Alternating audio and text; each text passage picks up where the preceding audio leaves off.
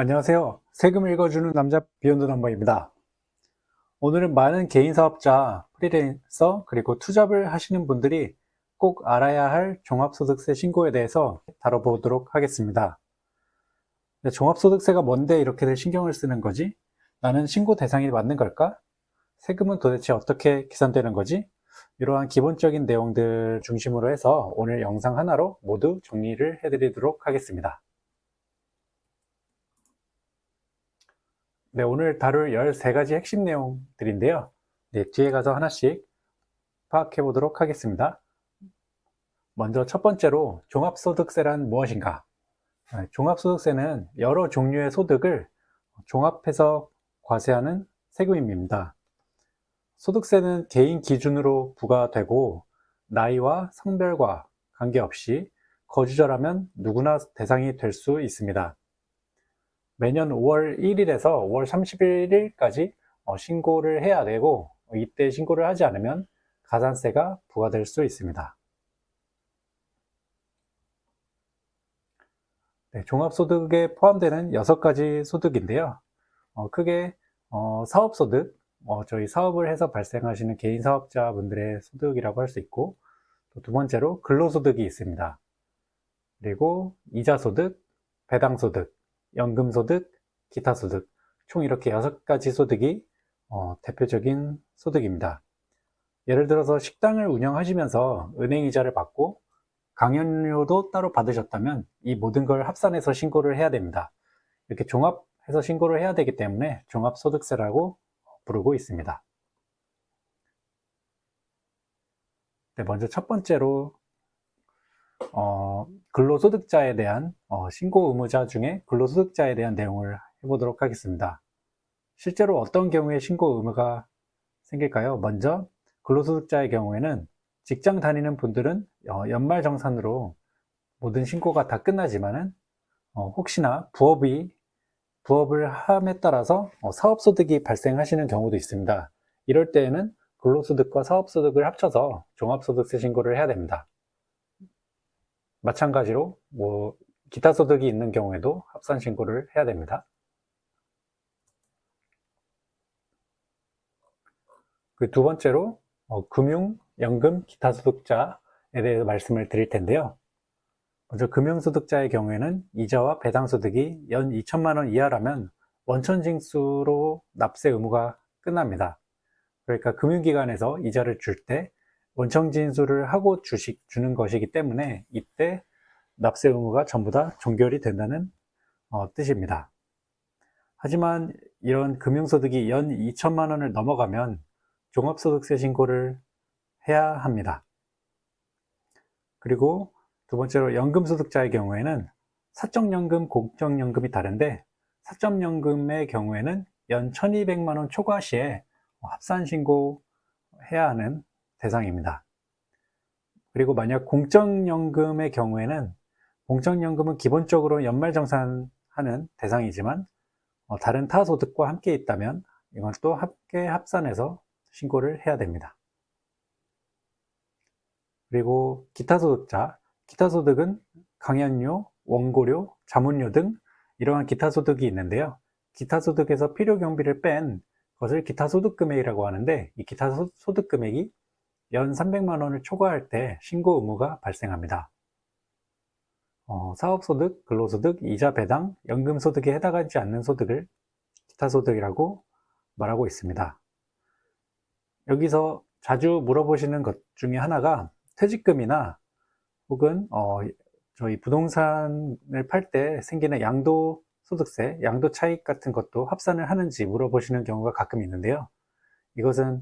이것에 대한 답변을 드리자면 합산을 하지 않고요.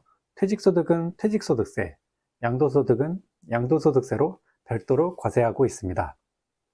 상속이나 증여세도 마찬가지로 별도 세목이라서 종합소득세와 관련이 없습니다.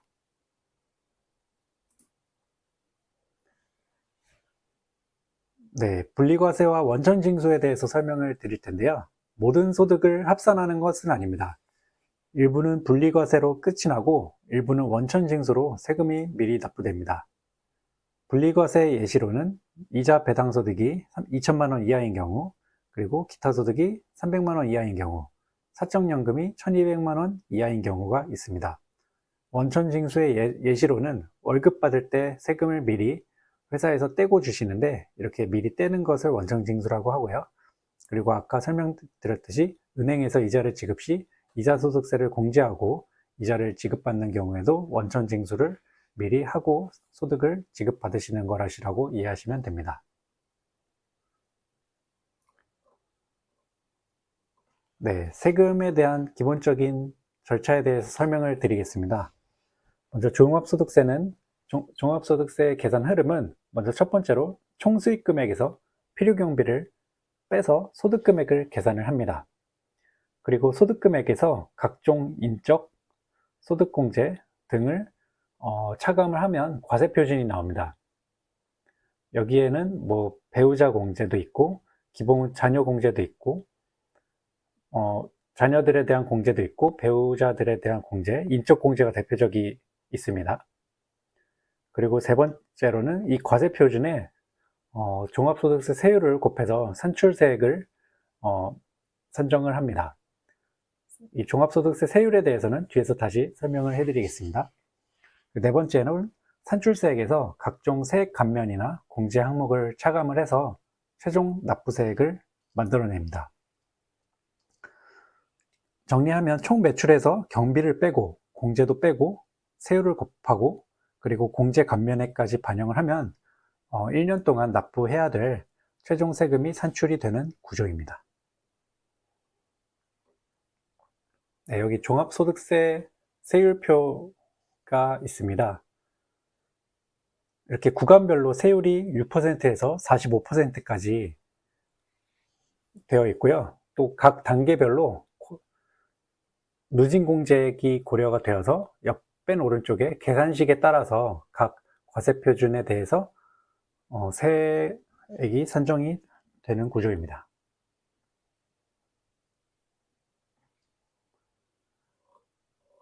네, 그래서 세액 감면, 세액 공제에 대한 팁을 드리는데요. 기본적으로 사업소득이 있는 개인 사업자분들에게 적용이 될 수 있는 내용들입니다. 먼저 첫 번째로는 창업 중소기업 세액 감면이 있습니다. 이는 최대 5년간 50에서 100% 사이로 세액 감면을 받으실 수 있는 내용이고요. 이것은 지역, 나이, 업종 등에 따라서 감면율이 상이하고 25년부터 한도는 5억 원으로 되어 있습니다. 그리고 두 번째로 중소기업 특별세액 감면이 있는데요.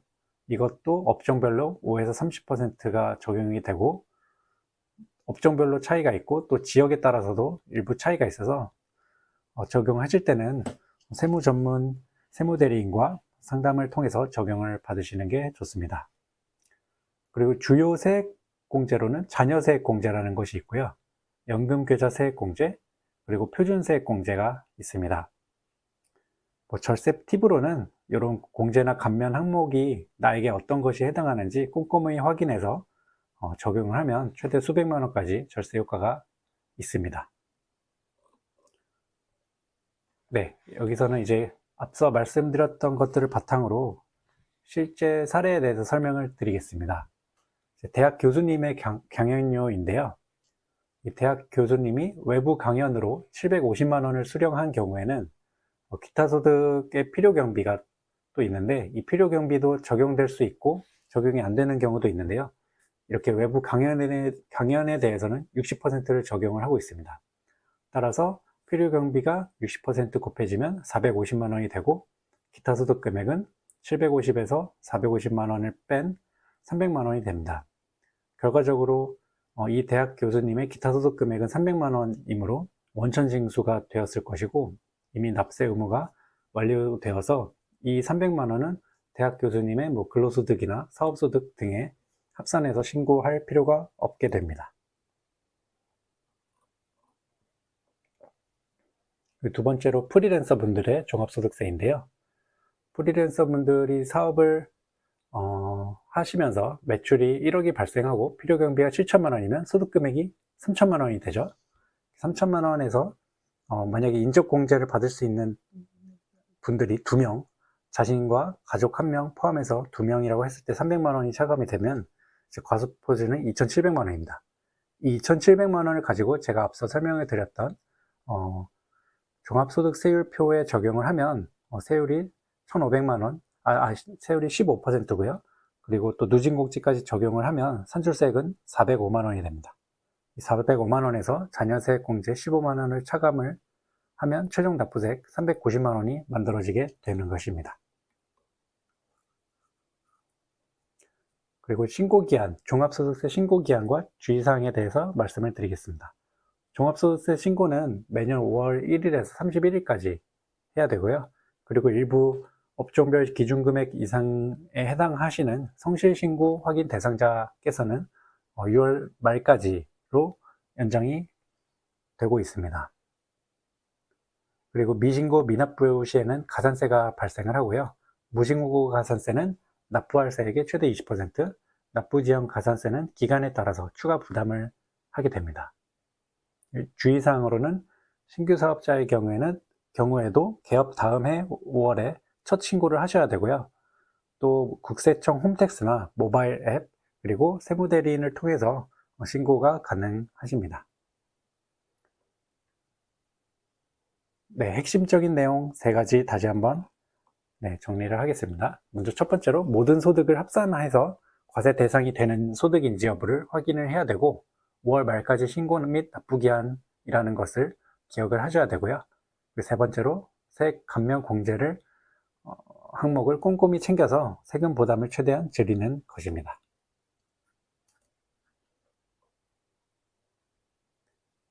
네, 오늘 배운 내용만 기억을 하시면 종합소득세 기본적인 내용들 파악을 하셨을 거라고 생각을 하고 5월 신고기한 꼭 유념을 하고 계시다가 나중에 세액 공제 감면도 꼼꼼히 챙기신다면 종합소득세에서 실수한 일을 줄어드실 수 있을 것이라고 생각합니다.